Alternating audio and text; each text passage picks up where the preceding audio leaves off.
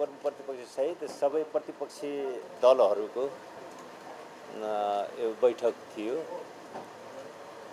त्यसमा अब प्रमुख प्रतिपक्षी दल नेकपा माओवादी केन्द्र,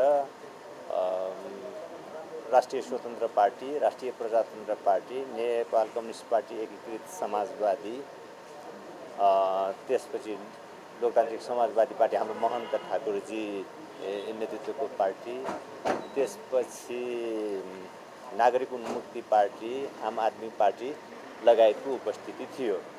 कतिपय पार्टीका प्रतिनिधिहरू अहिले बाहिर रहेको कारणले सहभागी हुन सक्नुभएको छैन। उहाँहरूसँग अरू ढङ्गले पनि अब छलफल र कम्युनिकेसन भइराखेको छ। मूलतः अहिले बाढी पहिरो लगायतका जो प्राकृतिक विपदको स्थिति थियो त्यसको पूर्व तयारीदेखि लिएर खोज, उद्धार, उपचार र त्यसको पुनर्स्थापनाको बारेमा सरकारले जुन गम्भीरताका साथ, जुन जिम्मेवारी बोधका साथ काम गर्नु पर्थ्यो त्यो नगरिराखेको हामीले महसुस गरिराखेका छौँ र यो छलफलमा त्यो कुराको बारेमा पनि गम्भीर समीक्षा गरियो र सरकार अलि उदासीन छ। सरकार जनताप्रति जवाफदेही भइराखेको छैन र सरकारका प्राथमिकताहरू जनताका जनसरकारका विषयहरूलाई सम्बोधन गर्ने र त्यसलाई समाधान गर्नेतिर केन्द्रित नभएर सरकारले पार्टीगत स्वार्थ, निहित स्वार्थलाई प्राथमिकतामा राखेर अगाडि बढिराखेको यहाँ महसुस गरिएको छ र समीक्षा पनि भएको छ।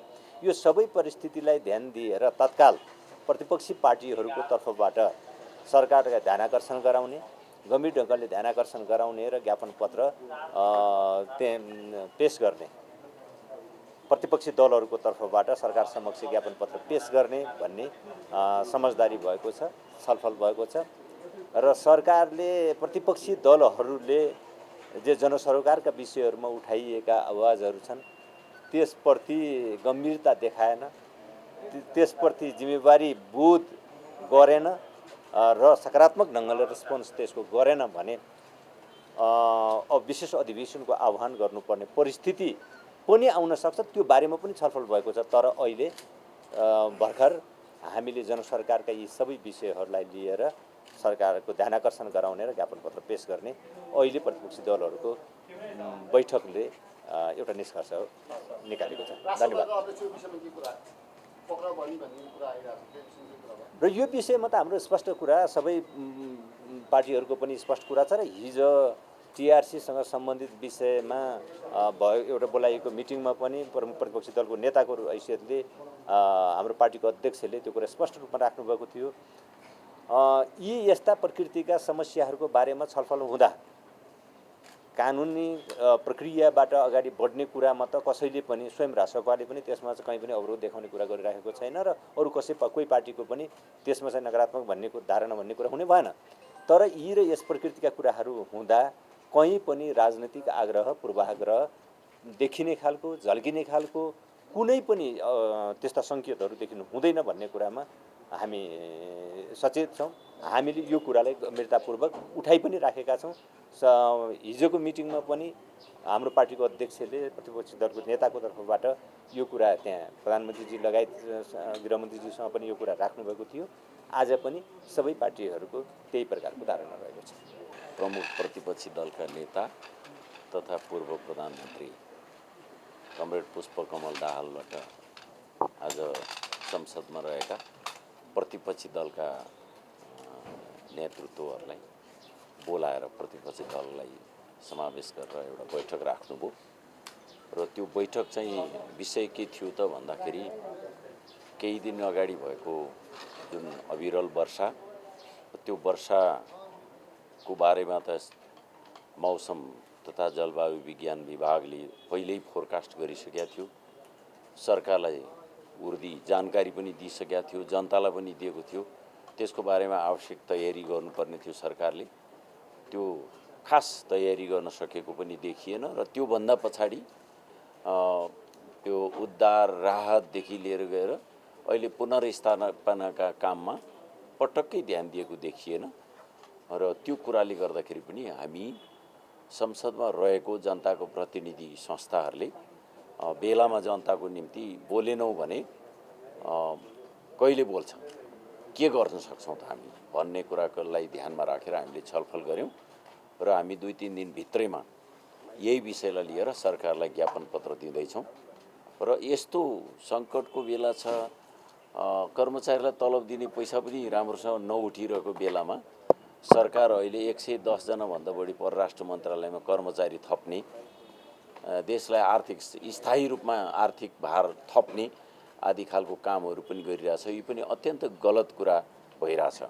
कैयौँ देशहरूमा जो दूतावासको जरुरतै छैन त्यहाँ दूतावास राखेर देशको केही मान्छेहरूलाई त्यहाँ केही आफन्तहरूलाई चाहिँ नि त्यहाँ जिम्मेवारी दिएर काम लाउने ठाउँ दिने यस्तो खालको काम मात्रै भइरहेको छ।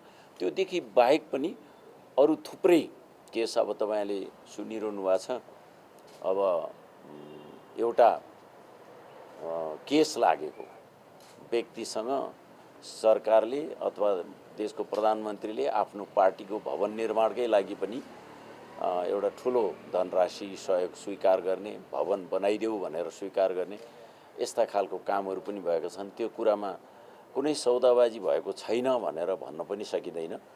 यस्ता खालका गतिविधि भएपछि प्रमुख प्रतिपक्ष लगायतका प्रतिपक्ष दलहरूको अहिलेको कर्तव्य भनेको चाहिँ सरकारलाई खबरदारी गर्नु हो। त्यही खबरदारी गर्नको लागि आज हामी यो दलहरूको बिचमा छलफल गऱ्यौँ र हामी 2-3 दिनभित्रै ज्ञापन पत्र दिँदैछौँ। हस्।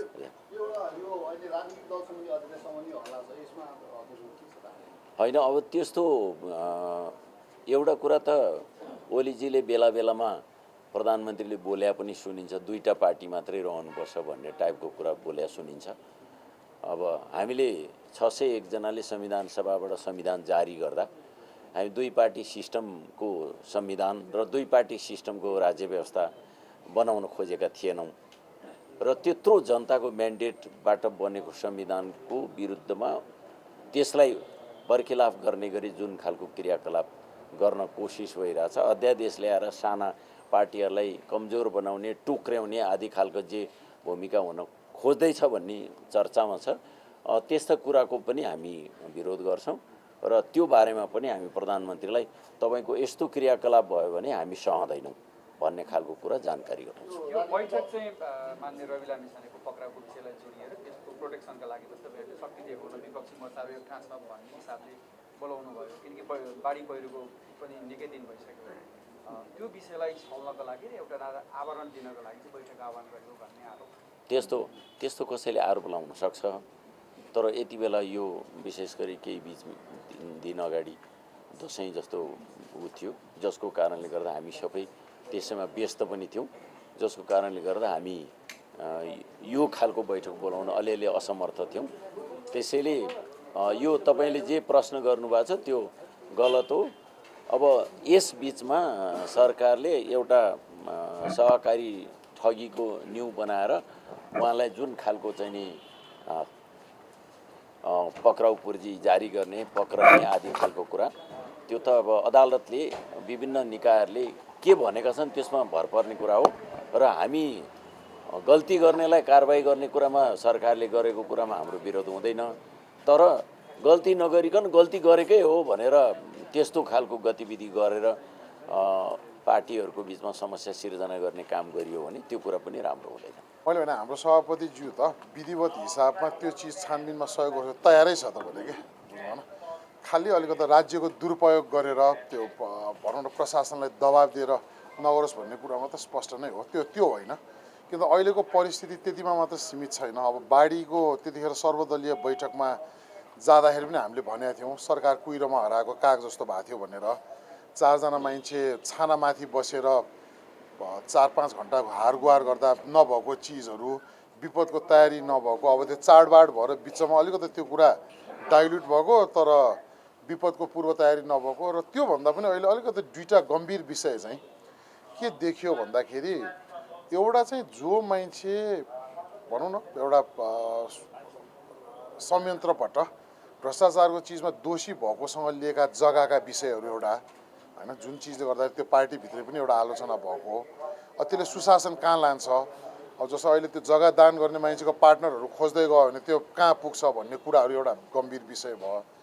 अर्को चाहिँ तपाईँले याद गर्नुभन्दा योभन्दा अगाडि पनि उहाँको चाहिँ कस्तो नेचर थियो भन्दा अध्यादेशबाट काम गर्ने अनि यत्रो सार्वभौम संसद छ, सबै चिज छ, अनि अध्यादेश पनि उहाँको चाहिँ कस्तो थियो भन्दा साना दलहरू र उहाँले अलिकति पूर्वाग्रह राखेको दलहरूलाई चाहिँ तोड्नको लागि चाहिँ त्यो अध्यादेशको कुरामा चाहिँ हामीलाई ठुलो शङ्का थियो कि किन पहिला पनि गरिसक्या भएर होइन। सो मेनली चाहिँ हामी त्यो कुरामा बस्या। अब आज हाम्रो त्यहाँ सल्लाह अनुसार हाम्रो कार्यदल बनाएको छ। हाम्रो तर्फबाट मान्य शिशिर खनाल हुनुहुन्छ, उताबाट हाम्रो मान्य राजेन्द्र पाण्डे, त्यसपछि आएर नेकपा माओवादी केन्द्रबाट हाम्रो शक्ति बस्नेजी हुनुहुन्छ। उहाँहरूको कार्यदलले चाहिँ यसलाई एउटा औपचारिक हिसाबले अगाडि बढ्ने हाम्रो त्यहाँ सहमति भएर उहाँहरूले काम पनि सुरु गरिसक्नु भएको छ। सो यो दुईवटा चिजमा चाहिँ अब हामीले पहिला ध्यान आकर्षण गर्ने, पहिला सरकारको पनि गर्ने, राष्ट्रपतिको पनि गर्ने, सभामुखको पनि गर्ने। तर अब त्यसमा पनि उहाँहरूले त्यो पहिला जस्तै अलिकति अधिनायकवादबाट त्यो राज्य दुरुपयोग गरेर पेल्ने नै जस्तो भयो भने चाहिँ हामीले अलिक गम्भीर तरिकाले चाहिँ विशेष अधिवेशनको माग गर्ने। विशेष अधिवेशन तत्काल किन नगर्ने भन्ने त्यहाँ सल्लाह भन्दा राज्यको व्यवहारहरू बढ्ने र चाडबाडको बेला भएकोले गर्दा कन्सिडर चाहिँ हामीले गरेका छौँ। त्यसले गर्दा एउटा एकदम राम्रो सुसंस्कृत तरिकाको राजनीतिक अभ्यास भएको छ। जुन पहल योपालि राष्ट्रपाले गरे तापनि प्रमुख प्रतिपक्षी दल पनि जिम्मेवार भएर चाहिँ यसलाई आज सबैलाई बैठक बोलाएको छ। सो यो नै कुरा हो। सो अहिलेको प्रश्न अनुसार चाहिँ अब सभापतिजीको यसले गर्दाखेरि यो भएको हो भन्नेमा मात्र सीमित चाहिँ होइन। ठिक छ, टिप्पणी भन्दा पनि विधिको साइडबाट गर्दाखेरि आज मात्र होइन, त्यतिखेरदेखि नै यो चिजमा छानबिन समितिको हाम्रो तर्फबाट सदस्य यहीँ नै हुनुहुन्छ, त्यहाँ उहाँको संलग्नता नदेखेको। त्यसपछिका कुरामा त उहाँले के भन्नुभएको छ भन्दा त्यसमा जस्तै कम्पनी एक्टमा गइसकेपछिको चिजमा विधिवत हिसाबमा राज्यको दुरुपयोग गरेर पूर्वाग्रह चाहिँ म स्वीकार्दिनँ, झेल्ला गरेको, तर त्यहाँ सघाउनु पर्ने चिजमा म सहयोगी नै छु भनेर त उहाँले अभिव्यक्ति नै दिनुभएको छ। सो त्यो अब उहाँहरूले के त्यहाँ बाजे देखाउन गइरहेको जस्तो लाग्छ मलाई। कतिखेर समात्दाखेरि ठिक हुन्छ भनेर फेरि उहाँहरूको ग्रह दशा हेर्ने पनि बानी छ, त्यो हेर्न गएर होला। अब यस्तै टाइम पार्ने हो उहाँहरूले। तयार भन्दा पनि विधिको हिसाबबाट भयो भने त्यो हामीले जुन दिन उहाँहरूले अलिकति अप्रत्याशित हिसाबले गर्न खोज्दाखेरि पनि हामी त्यो दिन पनि तयार छौँ र अहिले पनि यो भने हामी तयार छौँ।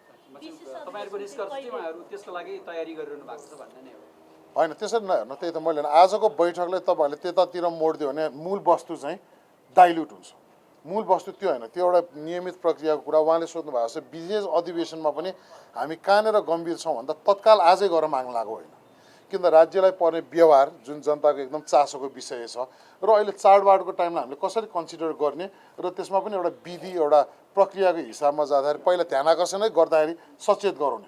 भोलि फेरि उहाँहरूको बानी कस्तो छ भन्दाखेरि यिनीहरूले चाडबाडको बेलामा राज्यलाई व्यवहार गर्यो भन्ने प्रोपोगन्डा फैलाइदिने बानी छ क्या। त्यसले गर्दा हामीले विधि सबै सल्लाह गरेर विशेष अधिवेशन चाहिँ मेरो विचारमा हामी डेलिगेसन 5 गतेसम्मको भन्ने अहिले प्रारम्भिक हाम्रो त्यो भएको छ।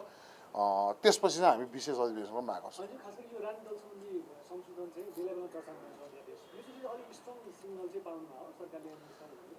एउटा त्यो यस्तो भयो कि त्यो मान्छे मर्यो भन्ने चिन्ता होइन कि काल पलायो भने जस्तो हो कि यो। उहाँ पहिलाको पालि पनि तपाईँहरूले याद गर्नु भएको छैन, पहिला त 2/3 त उहाँकै सरकार भए बेला पनि आफ्नो सरकार भए बेला अध्यादेशमा काम गरे पाइन्छ 2/3 भनेपछि त्यसले गर्दा यो पालि पनि हामीलाई एकदम गम्भीर आशंका भएकोले नै गर्दा र यो पालि यसो देख्दाखेरि सत्तापक्षमै भएका साना दल होस् अथवा अहिले हामी प्रतिपक्षमा भएको दल चाहिँ उहाँहरूलाई अब के हो नयाँ मान्छेहरू आएको अथवा यो भन्ने चिजमा चाहिँ अलिकति भित्र त्यो भएकोले गर्दाखेरि यतातिर गएको भन्ने हामीलाई गम्भीर आशंका भएर नै हामी यता बसेका छौँ। र काम कारबाही पनि सुशासनको त्यत्रो नारा।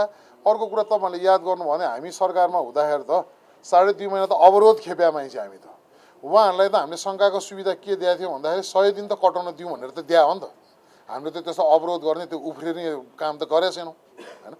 तर एउटा संसदीय व्यवस्थाको मूल्य मान्यता अनुसार यो विधिबाट चाहिँ सरकारलाई खबरदारी गर्न चाहिँ हामीले छोड्न सक्दैनौँ। यही छ। कार्यदल चाहिँ 3 सदस्यीय कार्यदल चाहिँ केको लागि गठन गर्ने? यो चाहिँ अब यो यसलाई अझ व्यवस्थित तरिकाले लानलाई, समन्वयहरू गर्नलाई होइन, अझ साथीहरूलाई व्यवस्थित गरेर लानलाई हो। भनेको प्रतिपक्षी दलहरूको अझै युनिटी बढाउनलाई भनौँ व्यवस्थित हुनु पऱ्यो नि। मैले के भने भन्दा यो अब यतिकै लुज फोरम चिया चौतारीमा बसेर कुरा गरेर त होइन नि त यो त होइन। भनेपछि यसलाई फर्मलाइज पनि गर्ने, यो रेकर्डको रूपमा पनि रहन्छ। ल यति नै गरौँ है। तयार भने अहिलेको लागि हामीले प्रारम्भिक छलफल गऱ्यौँ, त्यसका अलि विधि प्रक्रियाहरूमा हामी ध्यान आकर्षण गराउने कुराहरू गरेर अगाडि बढ्छौँ। पहिलो त कार्यदलले हामीले बसेर यो हामी 5 गते सबै प्रमुख प्रतिपक्षी दलहरूले सरकार, राष्ट्रपति र सभामुखको ध्यानाकर्षण गर्न त्यसको जुन एउटा ध्यानाकर्षण पत्र हुन्छ पहिलो काम चाहिँ कार्यदलले त्यो गर्छ। त्यसपछि प्रतिपक्षी दलहरू बीच हुने समन्वयको काम पनि गरिरहेको छ।